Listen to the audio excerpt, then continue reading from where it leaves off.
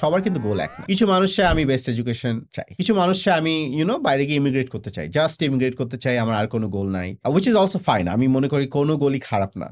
So মানুষের গোলটা মাথায় রাখতে হবে এবং গোল অনুযায়ী আগাতে হবে, রাইট? সো কিছু মানুষের মেইন গোল যদি থাকে আমি ইমিগ্রেট করবো, আমি চাকরি পাবোই গ্রাজুয়েশনের পরে, রিস্ক নিব না, তো তখন তাদের প্ল্যানিংটা ওইভাবে হওয়া উচিত। আমি এমন একটা ইউনিভার্সিটি যাবো যেখান থেকে ইমিগ্রেট করা ইজি হবে, কিংবা আমি এনশোর করবো আমি গ্রাজুয়েশন আগে জবটা পাবো। তাদের কাছে হয়তো জব অ্যাভেলেবিলিটাই সবচেয়ে বেশি important, which is completely fine.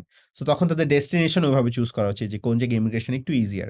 Currently অস্ট্রেলিয়াতে ইজিয়ার, কানাডা ইমিগ্রেশন হার্ড করছে না, কিন্তু কানাডা 30% ভিসা কম দিবে এবছর। ইউএসএ তে immigration if your good very easy, if your not good একটু হার্ড। হ্যাঁ, মিডিয়াকর হলে এখন অনেকটা হার্ড হয়ে গেছে। রাইট। সো ওইটা মাথায় রাখা উচিত কোন ডেস্টিনেশনে যাবে, এবং এটার জন্য টু বি অনেস্ট এই জিনিসটার জন্য সামটাইমস কাউন্সিলর বা agency is helpful. But again আমরা এই সব ডিমিস্টিফাই করার জন্য এআই বেস অ্যাপ্লাস.এআই বানানোর চেষ্টা করছি। সো আই উড সে এই তিনটা জিনিস এবং গোল অনুযায়ী প্ল্যানিং এটা ইম্পর্টেন্ট।